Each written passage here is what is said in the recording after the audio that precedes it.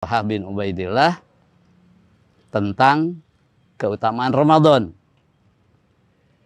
Dengan maksud supaya kita bisa memanfaatkan Ramadan ini dengan sebaik-baiknya. Pertanyaannya, bagaimana agar kita bisa punya semangat untuk memanfaatkan Ramadan sebaik-baiknya?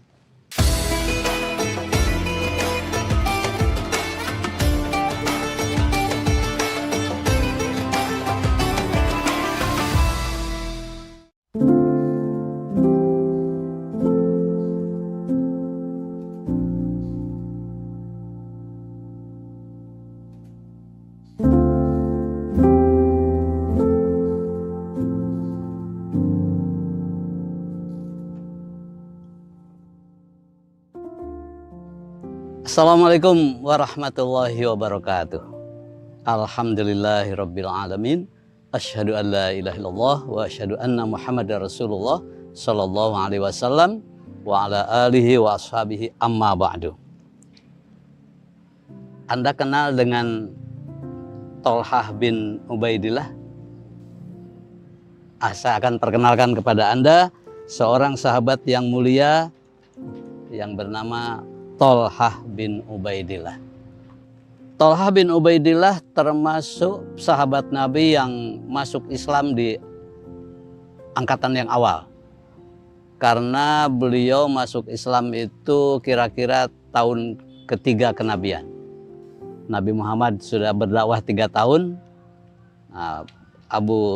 Talha bin Ubaidillah masuk Islam. Ketika itu umurnya kurang lebih 16 tahun. Dalam perang Uhud, Talha bin Ubaidillah ini diperkirakan dia sudah gugur. Karena ditemukan sudah dalam keadaan pingsan dan puluhan luka yang ada di tubuhnya. Tapi Allah masih memberi umur sehingga Rasulullah SAW mengatakan kalau pengen tahu orang syahid yang masih hidup ya Talha bin Ubaidillah inilah. Itulah salah satu keistimewaan Talha bin Ubaidillah. Dan dia juga termasuk salah satu sahabat yang dijamin masuk surga. Ingat ketika Rasulullah mengatakan Abu Bakar masuk surga, Umar masuk surga. Nomor kesekian Talha bin Ubaidillah juga termasuk 10 sahabat Nabi yang dijamin masuk surga. Nah, dalam kitab Ibnu Majah ada satu riwayat dari Talha bin Ubaidillah tentang keutamaan Ramadan.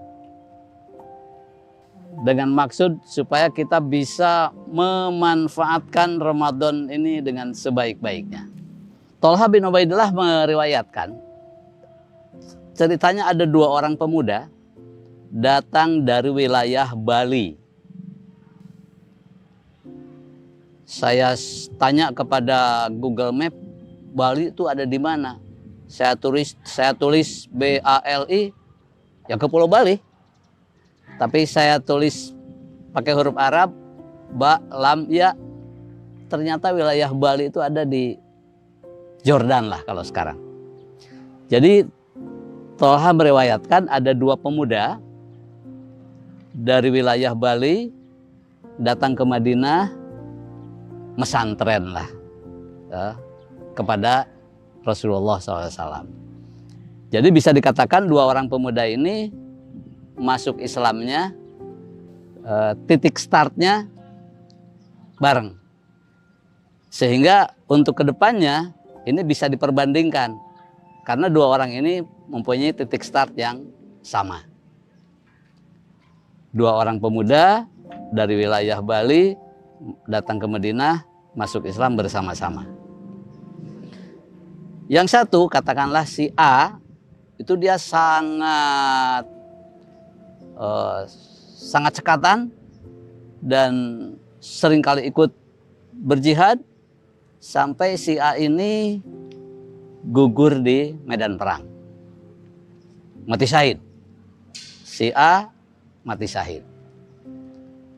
Temannya yang satu lagi, si B,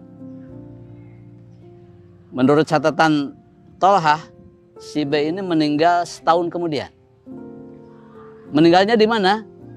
Di tempat tidurnya sendiri, artinya tidak di peperangan. Nah, suatu malam Tolhah ini mimpi. Mimpi beliau berada di depan pintu sorga. Keren mimpinya kalau Tolhah. Mimpinya aja berada di depan pintu sorga, kan? Bersama dua orang pemuda tadi. Si A yang mati syahid dan si B yang meninggal biasa.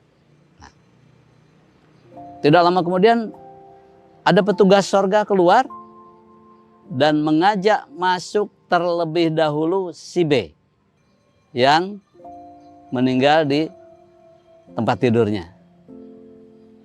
Si B yang dipersilakan masuk sorga lebih dulu.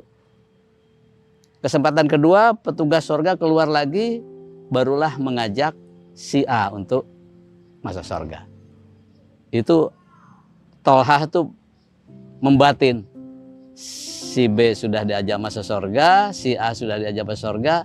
Dia pikir nanti giliran ketiga saya yang akan diajak untuk masuk sorga.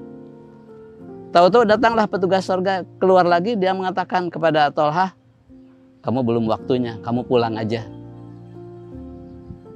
Sampai di situ impiannya Tolhah, dia terbangun.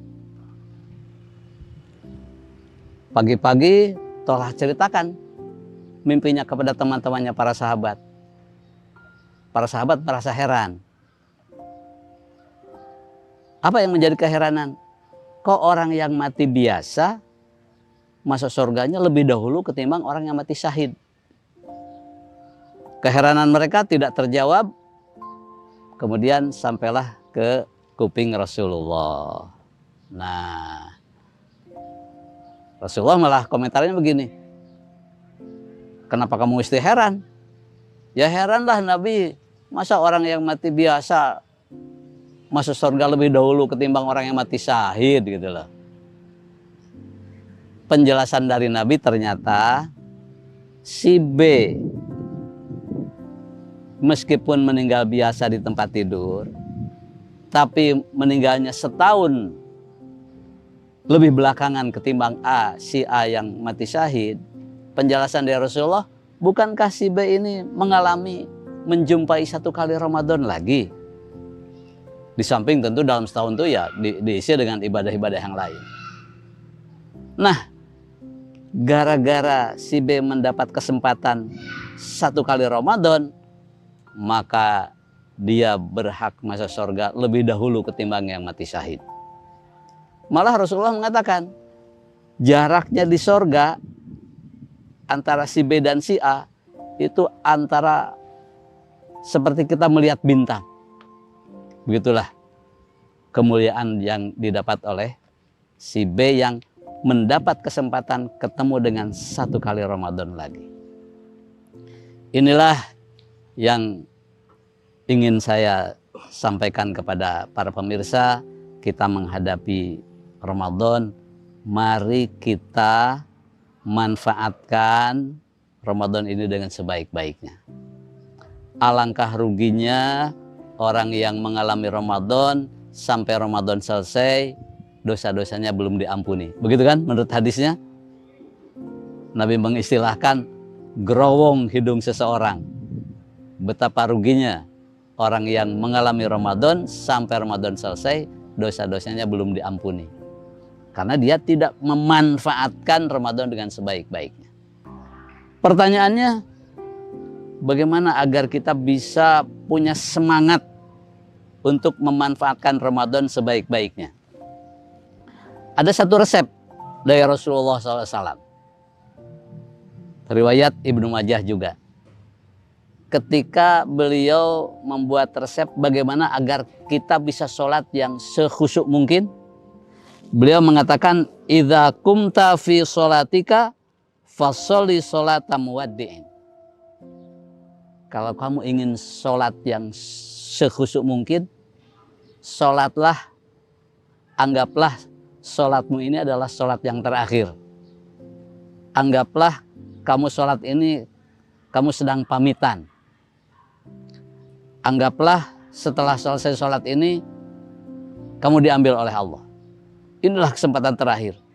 Dia akan berusaha sholat dengan sebaik-baiknya. Nah, kayaknya Ramadan juga begitu. Kalau kita ingin punya semangat agar bisa memanfaatkan Ramadan ini dengan sebaik-baiknya, anggaplah Ramadan ini adalah Ramadan terakhir dalam hidup kita. Wah, Pak, jangan nakut-nakutin Pak. Udah, sekarang begini aja lah. Supaya kita bisa punya semangat untuk memanfaatkan Ramadan dengan sebaik-baiknya, kita tanyakan aja pada diri kita sendiri. Bagaimana kalau Ramadan ini merupakan Ramadan terakhir bagi kita? Kalau kita ingat ke situ, insya Allah kita akan bersemangat untuk memanfaatkan hari demi hari dalam Ramadan dengan sebaik-baiknya, mengisinya dengan berbagai ibadah dan beramal soleh, diperbanyak, dipersemangat. Dan pada kenyataannya juga kita yakin tahun depan kita masih mengalami Ramadan lagi? Tidak ada seorang pun yang yakin di antara kita. Jadi saya kira resep dari Rasulullah perlu kita renungkan. Kalau ingin sholat yang khusyuk, salah satu upaya supaya sholat kita khusyuk, kerjakanlah sholat seperti kita berpamitan. Anggaplah itu sholat yang terakhir. Demikian juga supaya kita punya semangat untuk memanfaatkan hari demi hari Ramadan dengan sebaik-baiknya. Bayangkanlah, tanyakanlah pada diri sendiri, bagaimana kalau Ramadan ini menjadi Ramadan terakhir dalam hidup kita. Semangat ya. Mudah-mudahan Allah memberikan kekuatan lahir batin kepada kita sehingga kita bisa menyambut Ramadan dengan semangat dan mengisi hari demi hari Ramadan dengan banyak beribadah, banyak beramal soleh, dan kita mendapatkan sebesar-besar hikmah Ramadan. Mudah-mudahan Allah paling manfaat dan barokah. Wassalamualaikum warahmatullahi wabarakatuh.